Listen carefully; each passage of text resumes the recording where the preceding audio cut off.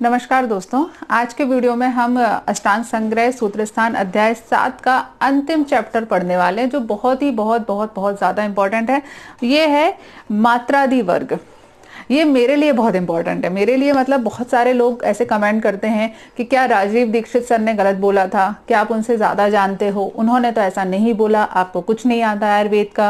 या फिर कई बार लोग बहुत पॉजिटिव कमेंट करते हैं कि सारी आयुर्वेद की नॉलेज मेरे पास ही है, बाकी के सारे जो यूट्यूब चैनल है वो गलत बता रहे हैं, वो जो डॉक्टर्स हैं वो गलत बता रहे हैं। तो इन सारे कन्फ्यूजन को क्लियर करने के लिए मैंने संहिताओं का सहारा लिया है। तो आज देखते हैं कि आयुर्वेद की जो मेन संहिता एक है, ठीक है, अष्टांग संग्रह, उन्होंने क्या बोल रखा है। अष्टांग संग्रह के आज की हम वीडियो की जो शुरुआत है ना, एक बहुत इंपॉर्टेंट श्लोक से करते हैं। आचार्य वाग्भट बोलते हैं, ना शक्यम विस्तारेण अपि वक्तुम सर्वम तु सर्वथा हिताहितत्वे अन्ये कांत नियमो स्याद अनिश्चितः। इसका अर्थ होता है कि इस संसार की सब वस्तुओं का संपूर्ण रूप से विस्तार से कहना पॉसिबल नहीं है। ठीक है, ये समझ लो, इस दुनिया में जितनी चीजें हैं उनका विस्तार के साथ में सारी चीजों का इंडिकेशन बताना संभव नहीं है। क्यों? क्योंकि बहुत सारी चीजें भाव और अभाव के कारण, मात्रा के कारण, एक दूसरे के साथ मिलने के कारण, संयोग या संस्कार होने के कारण, जैसे किसी चीज को कभी गर्म कर दिया, किसी चीज को ठंडा कर दिया, किसी चीज के साथ दूसरी चीज मिला दी, इन सारी चीजों के कारण, देश के कारण, ठीक है, देश मतलब गर्मी का मौसम है तब अलग रहेगा, ठंडी का मौसम है तो अलग रहेगा, व्यक्ति की प्रकृति के कारण, जो व्यक्ति वातज प्रकृति का है उस पर अलग प्रकार का असर होगा, जो कफज प्रकृति का है ऊपर अलग प्रकार का असर होगा, अवस्था के कारण कि वो जो मेडिसिन है, वो जो द्रव्य है उसकी क्या अवस्था है, इन सारी कंडीशन के कारण जो उसका जो प्रभाव निकलता है, जो नॉलेज निकलती है, वो अतुलनीय है, जिसका शब्दों में विस्तार करना संभव नहीं है। इस कारण से किसी भी चीज का पूरा डिटेल एक वीडियो में देना या एक यूट्यूब चैनल पर देना या फिर एक संहिता में देना पॉसिबल नहीं है। तो इस चीज को हमेशा ध्यान रखिएगा। जितने भी लोग कमेंट करते हैं, मैं कभी दूसरे डॉक्टर को अपोज नहीं करती कि उन्होंने गलत बताया है। इतना बड़ा शास्त्र है कि जहां पर किसी ने कुछ बताया, दूसरे ने कुछ बताया, सब सही है। आप लोगों के लिए जरूरी है कि आप अपने दिमाग का विस्तार करें, अपनी नॉलेज का विस्तार करें और फिर हर चीज को सीखने का प्रयास करें। अब इसके इन्होंने बहुत सारे एग्जाम्पल दिए हैं, जैसे कि सबसे पहला एग्जाम्पल मात्रा के प्रकरण में दिया इन्होंने कि कैसे मात्रा डिफेक्ट करती है। आचार्य बोलते हैं कि जब व्यक्ति ज्यादा शराब पीता है, ज्यादा शराब पीने के कारण उसको मदात्य रोग हो जाता है। ठीक है, जो व्यक्ति बहुत ज्यादा अल्कोहल का सेवन करते हैं उससे जो रोग डेवलप होता है उसको मदात्य रोग कहा जाता है। मदात्य रोग की चिकित्सा में ठंडे पानी के साथ शराब मिलाकर दी जाती है, यानी कि जिसके कारण रोग उत्पन्न हुआ है उसी को कम मात्रा में धीरे धीरे कम करते हुए रोग को ठीक किया जाता है। ठीक है, तो ये अगर कोई बोले कि नहीं शराब पीने से ऐसा हो जाता है वैसा हो जाता है, तो भाई उसका इंडिकेशन है, कैसे पीना है, कब पीना है, उसके आधार पे धीरे धीरे रोग को कम किया जाता है। ठीक इसी प्रकार से तिल प्रमाण में खाया गया विष भी अमृत के भांति होता है। एलोपैथी की बहुत सारी दवाइयां होती हैं जो एट्रोपिन से बनती हैं। एट्रोपिन एक बहुत कॉमन, एक ब्रॉड स्पेक्ट्रम है। जितनी भी पेन किलर होती है ना, जब डॉक्टर आपको पथरी का दर्द उठता है तब देता है, या आपको एक्सीडेंट हो जाता है उसके बाद डॉक्टर आपको पेन किलर देते हैं, ये सारे के सारे जो पेन किलर होते हैं वो कहीं ना कहीं ड्रग्स से बनते हैं, यानी कि एट्रोपिन वाले जो डेरिवेटिव होते हैं, जो मॉर्फिन के डेरिवेटिव होते हैं, जो अफीम के डेरिवेटिव होते हैं, उनसे बनते हैं। तो यदि सही मात्रा में विष का प्रयोग किया जाए तो वह भी अमृत के समान गुणकारी हो जाता है। ये लाइन आयुर्वेद के संबंध में भी इंपॉर्टेंट है, क्योंकि आयुर्वेद की बहुत सारी औषधियां होती हैं जिसमें वचनाभ का प्रयोग किया जाता है, संख्या का प्रयोग किया जाता है। संख्या मतलब आर्सेनिक, ठीक है, ये बहुत ज्यादा जहरीला होता है, लेकिन आयुर्वेद की औषधियों में इसका प्रयोग किया जाता है। पारद, मरकरी हाईली टॉक्सिक होती है, बहुत ज्यादा जहरीली होती है, लेकिन इसी का यदि सही मात्रा में प्रयोग किया जाए तो बहुत सारी आयुर्वेद की औषधियों में इसका प्रयोग किया जाता है। ठीक है, तो ये इंपॉर्टेंट चीज है कि हर चीज, दुनिया की हर चीज, लास्ट किसी एक व्यक्ति ने कमेंट किया था कि आयुर्वेद में भगवान ने अल्कोहल कहाँ बनाया, क्योंकि मैंने बोला था, ये चीज मैंने बोली है और मेरा पर्सनल कॉन्सेप्ट है ये, कि इस दुनिया की हर चीज को यदि सही तरीके से इस्तेमाल किया जाए तो वो बहुत फायदेमंद होती है। गलत तरीके से इस्तेमाल किया जाए तो एक सिंपल सी दाल और लौकी और तुरैया भी नुकसान करने वाली हो जाती है। तो ये एक ब्रॉड स्पेक्ट्रम का एक बहुत बड़ा आयुर्वेद का एक कॉन्सेप्ट है। ठीक है, इसके बाद एक और एग्जाम्पल इन्होंने दिया है कि अति मात्रा में खाना एक बहुत सिंपल सी चीज है, लेकिन जब व्यक्ति हीन मात्रा में भोजन करता है, कम भोजन करता है, अपनी क्षमता के हिसाब से कम मात्रा में भोजन करता है, तब यह वायु को प्रकोपित करने वाला होता है। हीन मात्रा में खाया गया भोजन वायु को प्रकोपित करता है, लेकिन वही व्यक्ति जब अति मात्रा में भोजन करता है तो यह सन्निपातज यानी कि वात पित्त कफ तीनों रोगों को प्रकोपित करने वाला होता है। ठीक है, तो आपको खाना बहुत ही सिंपल सी चीज है, अन्न है, लेकिन उसके बारे में भी आपको ध्यान रखना पड़ेगा, मात्रा के हिसाब से ही अन्न का सेवन करना चाहिए। ठीक है, इसके बाद एक और आता है कि शहद और घी।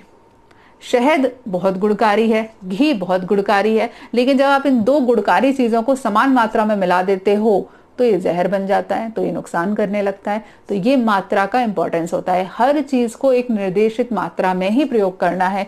शहद और घी का प्रयोग सदैव असमान मात्रा में किया जाता है। समान मात्रा में यदि आप मिला दोगे, दोनों 5-5 ml लेकर मिलाओगे तो ये शरीर में जहर का काम करते हैं, शरीर में नुकसान करते हैं। लेकिन यदि आप एक 5 ml में ले रहे हो और दूसरी चीज है जो 1 ml में ले रहे हो, 2 ml में ले रहे हो, मतलब आधी से भी कम मात्रा में ले रहे हो, तो ये काफी ज्यादा गुणकारी हो जाता है। आयुर्वेद की जो बहुत सारी औषधियां वो शहद और घी के साथ में सेवन की जाती है, मतलब शहद भी डाला जाता है, घी भी डाला जाता है, लेकिन उनकी मात्रा का फिर विशेष ध्यान रखना होता है। ठीक, ये हुआ मात्रा में। इसके बाद कुछ चीजें होती हैं जो आपस में मिलके, फिर इसके बाद कुछ चीजें ऐसी होती हैं जो आपस में मिलने के बाद में आपके रोग को या फिर बीमारी को घटाने या बढ़ाने, मतलब टोटल मिला के एक दूसरे के साथ में मिलकर एक दूसरे की प्रॉपर्टीज को नुकसान पहुंचाती हैं। तो उसके एग्जाम्पल क्या है? फॉर एग्जाम्पल जो तिल होता है, तिली का है ना, तिली जिसको बोलते हैं, तिली का तेल निकालते हैं, वो जो तिल होता है जिसके लड्डू भी बनते हैं, तिली के लड्डू, तो ये जो तिल होता है ये कुष्ठ रोग को पैदा करने वाला होता है। ठीक है, आयुर्वेद में जब कुष्ठ रोग में इसका वर्णन किया है तो उसको बताया गया कि तिली का ज्यादा प्रयोग करने से स्किन डिसऑर्डर ज्यादा होते हैं। ठीक, लेकिन जब इसी तिली को या जब इसी तिल को भल्लातक के साथ में प्रयोग किया जाता है, भल्लातक एक आयुर्वेद की औषधि होती है, एक पेड़ होता है, भल्लातक के साथ में जब प्रयोग करते हैं तो यह कुष्ठ रोग का नाश करने वाला होता है। ठीक, वही चीज है जो बीमारी को पैदा कर रही है, और वही चीज है यदि उसका दूसरे तरीके से प्रयोग करते हैं तो उसी बीमारी को खत्म करती है। ठीक, इसके अलावा दूसरा एग्जाम्पल गुड़, सिंपल सी चीज है, गुड़ तो आपके घर में हर जगह पे अवेलेबल होगी। तो यह गुड़ अग्निमांद यानी कि अग्नि को कम करने वाला होता है, आपकी जठराग्नि का नाश करने वाला होता है, आपकी जठराग्नि को खत्म करने वाला होता है।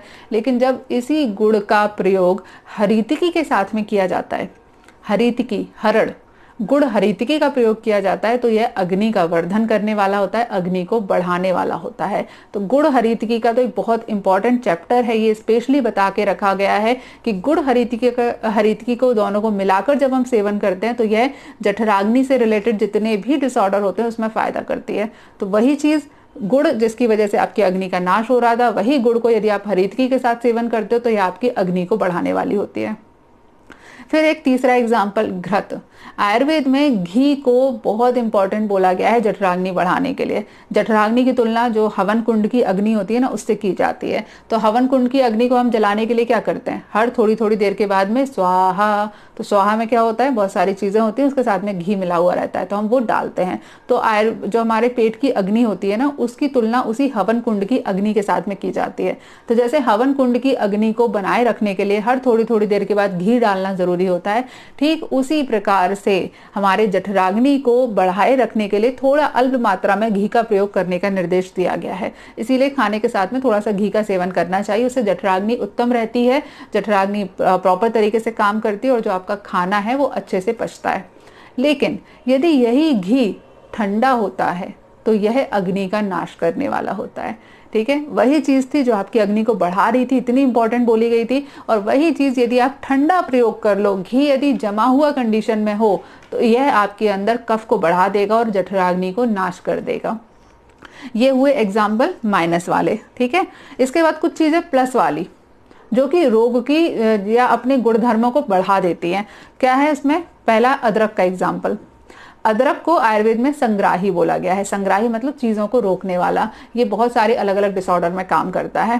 ठीक है, आपको गले से कफ निकल रहा है, बहुत ज्यादा नाक से पानी निकल रहा है, तो ऐसी कंडीशन में अदरक का प्रयोग करना फायदेमंद होता है। इसी अदरक को सुखा करके जब सौंठ बना दी जाती है, ठीक है, अदरक दोनों एक ही चीज है, वो ड्राई जिंजर है और जो सौंठ होती है वो ड्राई जिंजर है। तो इसी अदरक को जब सुखा करके उसका पाउडर बना के सौंठ बना दिया जाता है तो इसके गुणधर्म की वृद्धि हो जाती है, यह अति संग्राहक हो जाता है। अदरक संग्राहक है और जो सौंठ है उसी का बना हुआ ड्राई पाउडर है, ये अति संग्राहक है, मतलब उसके गुणों में वृद्धि हो जाती है। इसके बाद दूसरा चीज, जो चावल होते हैं, चावल लघु होते हैं। ठीक है, जब हमने तुलना की थी गुड़ और चावल और गेहूं की लास्ट वीडियो में, तो चावल जो होते हैं वो लघु होते हैं और जो गेहूं होते हैं वो अपेक्षाकृत गुरु होते हैं। अपेक्षाकृत, वैसे तो दोनों ही लघु होते हैं लेकिन ये ज्यादा लघु है और जो गेहूं है वो थोड़ा अल्प लघु होता है। ठीक है, मतलब थोड़ा सा गुरु होता है। लेकिन इसी चावल को, चावल लघु है लेकिन जब इसी चावल को और कूट पीस दिया जाता है, ठीक है, उसके छोटे छोटे टुकड़े कर दिए जाते हैं, तो ये अति लघु हो जाता है। वो कहते हैं ना, खिचड़ी के चावल होते हैं, टूटे हुए चावल रहते हैं, वो ज्यादा फायदेमंद होते हैं, ज्यादा लघु होते हैं। तो ये उसका गुणधर्म को बढ़ाने वाली चीजें हैं। गुणधर्म के एक विपरीत चीज में एक और आती है कि चावल लघु है, ठीक है, और गेहूं भारी है। कंपैरिजन में चावल जो होता है वो हल्का होता है, लघु होता है, और उसके कंपैरिजन में जो गेहूं है वो भारी होता है। लेकिन जब गेहूं और चावल दोनों को पीस दिया जाता है, जब पाउडर बना दिया जाता है, जब उनका आटा बना दिया जाता है, तो चावल का जो आटा है वो पचने में भारी होता है, अग्नि को मंद करने वाला होता है, और जो गेहूं का आटा होता है वो पचने में लघु होता है। ठीक, दोनों एक ही चीज है। यदि आप ये सोच के चलो, कई लोग जो एलोपैथी को बहुत ज्यादा फॉलो करते हैं उनके साथ होता है कि यार चावल बंद है, चावल का प्रयोग नहीं करना है, तो फिर चावल से बनी हुई सारी चीजों का प्रयोग नहीं करना है। बहुत सारे लोग जो कि एलोपैथी को बहुत ज्यादा फॉलो करते हैं, उन लोगों के साथ ही बड़ा कंफ्यूजन हो जाता है। उन लोगों के मन में धारणा होती है कि फॉर एग्जाम्पल यदि किसी ने उनको चावल खाने के लिए मना किया है तो फिर वो चावल की सारी चीजें नहीं खाएंगे, फिर वो गेहूं भी, मतलब चावल का बना हुआ डोसा भी नहीं खाएंगे, वो पोहा भी नहीं खाएंगे, वो लाई भी नहीं खाएंगे, वो और भी सारी चीजें जो चावल से बनती है वो नहीं खाएंगे। आयुर्वेद में देखिए ऐसा नहीं होता है। हर चीज का जो प्रयोग होता है वो उसके आपकी कंडीशन के हिसाब से चेंज होता रहता है। यदि आप किसी चीज में पानी का संयोग कर दोगे तो उसके प्रॉपर्टीज अलग हो जाएगी, अग्नि का संयोग कर दोगे तो उसकी प्रॉपर्टीज अलग हो जाएगी, यदि आप उसको रख दोगे कुछ 1-2 साल के लिए तो उसकी प्रॉपर्टीज अलग चेंज हो जाएंगी, यदि आप उसको ताजा प्रयोग करोगे तो उसकी प्रॉपर्टीज चेंज हो जाएंगी। मतलब हर चीज के निर्देश होते हैं और बहुत ही ज्यादा डिटेल डिस्कशन होता है। अब फॉर एग्जाम्पल मैं आपको एक और चीज बताती हूँ कि यहाँ पर लिखा है कि गुड़ जो होता है, जो घर में मिलने वाला गुड़ होता है, ये मूत्रल होता है, यानी कि पेशाब की मात्रा को बढ़ाने वाला होता है। अब पानी जो होता है वो भी पेशाब की मात्रा को बढ़ाने वाला होता है। ऑब्वियसली बात है, ज्यादा पानी पियोगे तो ज्यादा पेशाब लगेगी। जब गुड़ और पानी को मिला दिया जाता है, जब गुड़ का शरबत बना दिया जाता है, तो यह ज्यादा मूत्रल हो जाता है, यानी कि पेशाब की मात्रा को और ज्यादा बढ़ाने वाला होता है। तो जो लोग, जिन लोगों को डिस्यूरिया की प्रॉब्लम होती है ना, जिनको पेशाब में जलन बार बार होती है, पेशाब उतरती नहीं है, ऐसे लोगों को गुड़ का शरबत बोला जाता है। कि फिर लोग बड़ा क्रॉस क्वेश्चन करते हैं, गुड़ का शरबत क्यों, हम तो शक्कर का बना लेंगे, हम तो चीनी का बना लेंगे, हम तो मिश्री का शरबत बना लेंगे। नहीं भाई, चीनी की अपनी प्रॉपर्टीज हैं, गुड़ की अपनी प्रॉपर्टीज हैं, दोनों डिफरेंट होते हैं। तो ऐसी कंडीशन में गुड़ का शरबत ज्यादा फायदेमंद करता है। दही के बारे में, दही जो होता है यह शरीर में सूजन पैदा करने वाला होता है। दही का प्रयोग करने को आयुर्वेद में शोफ कृत बोला गया है। शोफ मतलब सूजन, कृत मतलब करना। शरीर के अंदर सूजन पैदा करने वाला होता है। और उसी दही से बना हुआ तक्र, तक्र जो होता है, जो छाछ होता है, वो दही से बनता है। दूध होगा, दूध से दही बनेगा, दही से बाद में आप छाछ बनाओगे। तो दही से जब छाछ बन जाता है तो यह सूजन को कम करने वाला होता है। दही जो है वो सूजन को बढ़ाने वाला होता है, शरीर में सूजन पैदा करता है, और उसी दही से बना हुआ जो तक्र है वो सूजन को कम करने वाला होता है। ऐसे ही एक और एग्जाम्पल है इंटरेस्टिंग, चंदन का। चंदन शरीर के अंदर गर्मी को शांत करने वाला होता है। चंदन का यदि आप अभ्यंतर प्रयोग करते हो तो भी ये गर्मी को शांत करता है। यदि आप बाहर भी इसका लेप करते हो, जैसे चेहरे पे बहुत गर्मी लग रही है, सन बर्न हो गए, धूप से त्वचा जल गई है, ऐसी कंडीशन में यदि आप चंदन का लेप करते हो तो ये फायदेमंद होता है, गर्मी को शांत करने वाला होता है। लेकिन यदि आप चंदन का मोटा लेप कर लो, ठीक है, मोटा लेप कर दो, तो ये गर्मी को बढ़ाने वाला हो जाता है। ठीक, एक ही चीज है, सिंपल सी चीज है चंदन, उसका लेप आप कर रहे हो, किस तरीके से कर रहे हो उससे ही उसकी प्रॉपर्टीज चेंज हो जाती हैं। पतला लेप करोगे तो शरीर के अंदर शीतलता लेकर आएगा, शरीर में ठंडक लेकर आएगा, गर्मी को कम करेगा। मोटा लेप कर दोगे तो गर्मी को बढ़ाने वाला हो जाएगा, शरीर के अंदर दाह पैदा करने वाला हो जाएगा। एक ही चीज है, अलग तरीके से प्रयोग किया तो अलग तरीके की प्रॉपर्टीज आई। ये है पूरा आयुर्वेद। कई लोगों को एक वीडियो देखकर, चाहे वो मुझे फॉलो करें या दूसरे वीडियोस को फॉलो करें, दूसरे जो आयुर्वेद के गुरु हैं उनको फॉलो करें, कहीं भी फॉलो करें, कई बार एक वीडियो को देख के कंक्लूजन निकाल लेते हैं और फिर उसी को अपना आधार मान करके क्रॉस क्वेश्चन करना, कुतर्क करना, ऐसी आदतें हो जाती हैं। देखिए, आयुर्वेद एक बहुत बड़ा शास्त्र है। अभी तो मैं आपको केवल अष्टांग संग्रह पढ़ा रही हूँ। अष्टांग संग्रह के बाद जब आप कभी चरक पढ़ोगे, चरक संहिता पढ़ोगे, सूत्र संहिता पढ़ोगे, फिर अगर इंटरेस्ट रहा, सब कुछ सही रहा तो आप भाव प्रकाश भी पढ़ोगे, रस रस समुच्चय भी पढ़ोगे, रस शास्त्र पढ़ोगे। मैं कोशिश करूंगी सारी चीजें आपके सामने लेकर आऊं, सारी चीजें आपको पढ़ाऊं, कम से कम एटलीस्ट उनका बेसिक तो आप लोगों को पता है। तो फिर तो इतना वेरिएशन मिलेगा, इतना वेरिएशन मिलेगा कि समझना मुश्किल हो जाता है। तो आयुर्वेद एक बहुत बड़ा शास्त्र है, एक वीडियो में सारी चीजें नहीं आ सकती, एक यूट्यूब चैनल पर सारी चीजें नहीं आ सकती, एक टीचर के पास, गुरु तो मैं अपने आप को नहीं कहती, एक टीचर ही बोल रही हूँ, थोड़ा सा पढ़ाने की कोशिश कर रही हूँ, वो भी आपको पूरी जानकारी नहीं दे सकते। तो प्लीज अपने दिमाग का विस्तार करें, अपनी नॉलेज को एक्सपेंड करें और आयुर्वेद से रिलेटेड नई नई चीजें सीखते रहें। चलिए आज के लिए इस वीडियो में इतना ही, नेक्स्ट वीडियो में आपसे मुलाकात होगी, तब तक के लिए stay healthy and be happy, good bye.